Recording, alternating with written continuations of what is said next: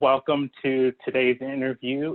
Hang is a former boss of mine, but she is a new forever mentor of mine. She's just a badass in so many different ways. And so one of the reasons why I wanted to have her here with me and with you all is really go a little more in depth about the personal side of business and understanding how you can take grief and transform it into something meaningful and use it for purpose, whether that's in business, whether it's in your community.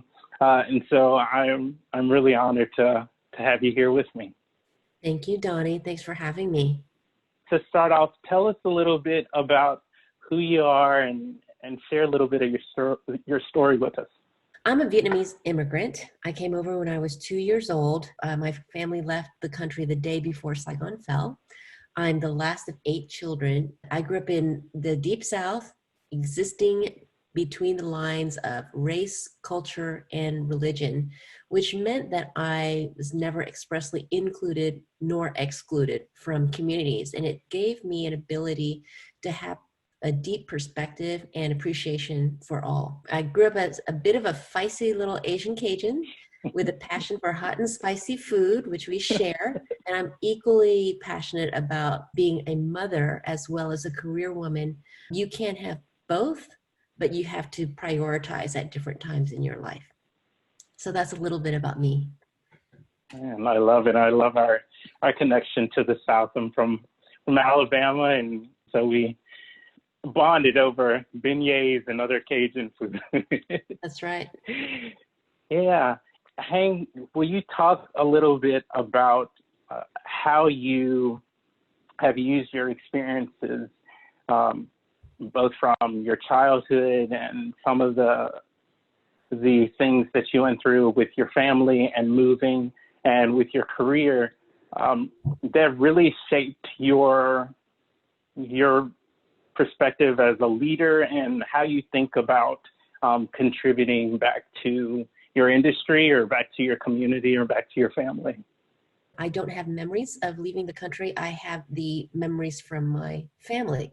That was a big lesson that was woven through my childhood on what it means to lose life, home, country, language.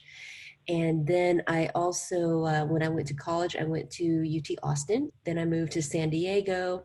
Since I've been in the Bay Area, I moved 6 times in 7 years, many of them not by choice. So I've learned a lot from just having to let go of consistency and security on that side of the house. From a career perspective, I've always been an academic overachiever. And early on in my career, I succeeded very quickly. And I got to this plateau for a long while. And I had to let go of the idea of meritocracy before I could excel into the next level. Part of that self-realization on the career side had a lot to do with trauma on the personal side.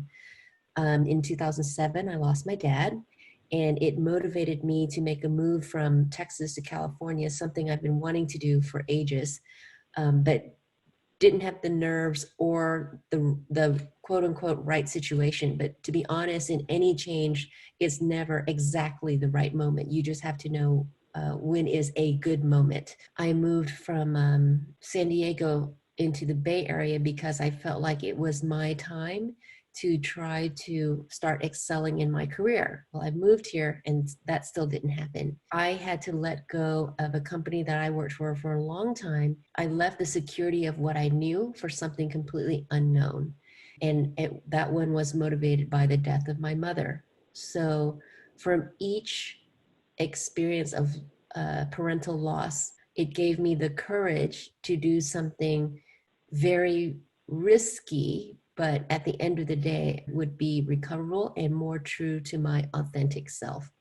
So for me, grief is learning to survive the letting go of something you desperately want to keep. Sometimes by choice, but more often it isn't. And it could be the mourning of status quo or a person or a career. That's such a beautiful theme, because I think right now a lot of people are grieving for various reasons, whether it's through the loss of a loved one or the loss of a job or changes in their family. One of the things that I got out of working for you and watching you as a leader is not only were you just very transparent and authentic in who you are, but you brought it with the level of clarity and compassion. I don't always see that combination in leaders or communities as they're looking to transform and move into something new, because it's so easy to get stuck in the status quo, even though they know something needs to change. Mm-hmm. And so when you think about your own leadership principles, how do you shape your leadership principles, and what are they now? Transformation, it had to shape me as a human being first. Then I had to really internalize what it meant to me as a person, then what it meant to me as a professional, and only then could it shape me as a better leader. I've often been accused of being relentlessly and sometimes overwhelmingly authentic. And that's because I've suffered the consequences of not being so. Grief demands unconstrained authenticity. You'll never get past it without facing the person in the mirror, what they believe, and what they stand for. There almost has to be a rebirth that requires fully accepting the existence of the trauma in order to find your way out of it. And if you can find the grit to survive it, only then can the phoenix emerge from the fire. Part of my journey as a business professional and now as a business owner has really been about stepping into the unknown and stepping into a new future. And you've been both an entrepreneur and an intrapreneur inside of large organizations. How can business professionals or entrepreneurs think about building a new vision for themselves after they emerge from the ashes? As a consultant, it's harder to get in the door. You really have to be able to communicate your value and your credibility. But once you are in the door, it's easier to have that voice because you recognize your expertise. So there's already an assumed credibility there.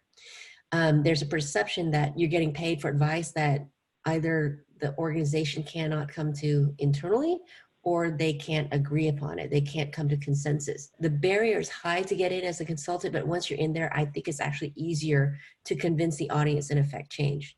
Now, as an entrepreneur inside the organization, there's a lot more work to be done than a consultant has to bring other people along. Consultants can go interview a bunch of folks, compare the data that's been given internally with external best practices from all the other communities that they've worked with, and then they can come back with a recommendation. And the organization can choose to do something with that consultation or not. As an entrepreneur, you have to get people to come along with you. You have to get other people's collaboration. You don't have the benefit of outside data unless you have the diligence to go fetch it, which is one of the reasons that I think I've been able to succeed. Is I've always been able to come back with, here's data, and not just from the lens of an internal perspective, but an external perspective. And inside an organization, there are a lot more walls that have to break down, but the good news is you also have a lot more context. You're not just conducting interviews. You have lived and breathed it. You've seen the ins and outs and what's under the cover. In both cases, though, if you're really good at what you do, if you're the master of your craft, you can just kill them with kindness and uppercut them with data. As you know, Donnie, oftentimes people really are amenable to change, but sometimes you have to guide them along the way. And for the 2% of antibodies that are out there, look, just build a great product, show demonstrated success, and the change will come despite the antibodies. I'm just having flashbacks of other projects that we worked on, and there's a rigor and a discipline and a level of excellence that you bring to the table, which is why I think so many people respect you within the organization and within the field and the previous companies that you worked for. It makes it so hard not to say yes, when you come with all this external data and also the vision and the structure and the credibility about I your, love the many times that I'll be regurgitating data, and then I would just see like this bright smile on your face, like, hot damn, that's discipline. that is discipline. My maximizer loves excellence. So I'm like, yeah. And also I recognize that you helped instill that part of me. When you think about your legacy or your contribution, what is that legacy for you? I want to leave things better than I came in with. I want to raise the bar for people. I have this disease, and it is sometimes contagious, as you know. My brain does not operate in the world we live in. My brain does not operate in the world as it is. My brain operates in the world as it could be. That's what drives joy for me, is when I can help others bring out the best in themselves and bring out the best in their organizations. One of the things that you said at the beginning, the idea of not fitting into these different buckets, but there's also this desire to belong to something. And when I think about my experience as a Black man, or you think about your experience as an Asian woman, diversity plays such a big role in how we engage in the world and how we engage in work and how we think about conversations. And you are always a big advocate for cognitive diversity. Can you talk a little bit about what that means for you and how you go about looking forward when you're putting together your team? Yeah, I'm so happy you asked that, because I think IND, there's this cloud over inclusion and diversity about racial, age, sex. And although those are all physical attributes, it's really about non-exclusion, okay? And many times I think it's not even intentional. I would probably say that I grew up in one of the most racially charged states, but I grew up in such a nurturing environment in elementary school where, again, I was neither included completely, but I was not meanly excluded either. It was a very, and I see you nodding your head, because you can experience that and maybe not appreciate it until you go into an environment where that's not the case. One of my childhood memories that really shapes me was, there was a year I went to another school. I had no friends, and I ended up being shoved off of the swing set almost every day, being spat upon a lot, being called chink almost every day. And I just didn't understand why that was. That was not my experience up to that point. And I had grown up with lots of Black kids and lots of white kids, and no one treated me that way. This was, kind of shocking. And I remember very clearly one afternoon, there were 7 girls that surrounded me and decided that they were going to beat me up. And I was like, well, what do I do at that point? So I fought back. And part of it was calling their bluff, and just that neutralized the situation. And the rest of it was literally fighting back. And I can tell you, nobody bothered me again the rest of the year. I've had a lifelong experience of being an observer. I tear up now because I don't think of myself in that situation. I think of any little girl in that situation.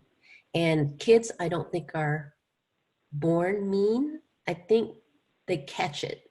They see it as a learned behavior. And so what cognitive diversity brings to the table is that perspective that we are better together. There are many, many ways to solve a math problem, but how can we come about it most creatively, most efficiently? And we do that by bringing in perspectives. And as you know, Donnie, my team ended up being incredibly diverse, whether it was race, gender, tenure, profession, Languages. We have so much diversity. I actually have the opposite problem now. My pipeline is 2/3 diverse because people see a leader that is different and looks like them, and they want to be part of that magic. My team will never, ever be an orchestra full of violins. I'm just having flashbacks to my experience as a kid. People weren't outwardly mean to me, but I didn't belong because I went to a predominantly white school and I was one of four Black kids. But then when I went into the Black community, people told me that I spoke well, or I wasn't Black enough. So, right, well, I clearly look like you, but you see me as different because of the way I sound or the way I talk. Now, leaders and entrepreneurs have this opportunity to use business as a platform for creating more inclusion, whether it's in their team, whether it's with their vendors or the partners that they choose, or just in their own communities. I think now people are wanting to learn from one another. I have 2 questions left. The first one is, now looking back on your journey, what's the one piece of advice you would give to business professionals or emerging leaders or entrepreneurs that you wish someone would have shared with you? I would say be scrappy.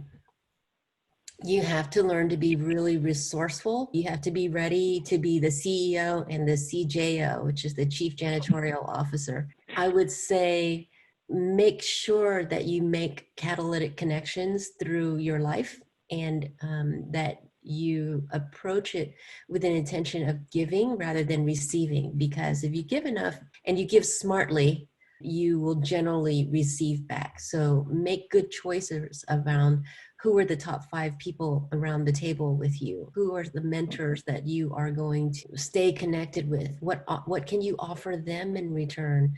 It was interesting to me because I left a very secure salary to start my own business. And I had been at the company 14, 15 years, and I could have stayed comfortable, but I was miserable. But the moment I left and I announced that I was creating a company, my network came out for me. They actually extended their network to me, opened doors for me. So you'd be surprised if you are giving along the way, how much people will come out for you. It's also surprising who doesn't come out for you, but it is surprising who comes out for you at your moment of need. That's beautiful. And the last question, what's next for Hang Black? I feel like I'm always finding myself because of my insatiable curiosity. 2 things. I am in the process of writing a book. It's around giving permission to people who don't have access. You can actually create your own success story. It's a lot of work, and sometimes it may look like you're swimming upstream, but then figure out if you're swimming in the right river. If you're not salmon, why are you swimming in a river where you're upstream all the time? So figure out, how to write and craft your own stories. I'm hoping that it'll be a book that inspires people to find that access to success. And if people want to follow you, learn more about you, read some of your posts or insights, how can they reach you? The best way to reach me is just through, connecting, engaging with me on LinkedIn, and especially if there's anything that resonates with you on my social profiles, as far as any of the podcasts that I've been invited on or the articles that I've written. I would really appreciate understanding what resonates with people and, quite frankly, what doesn't. Thank you again for taking some time and share with the Life Maximizer community. It's been a pleasure talking to you, and it's always good to see your face and hear your story and just be with you. So, thank you. Thanks, Hank.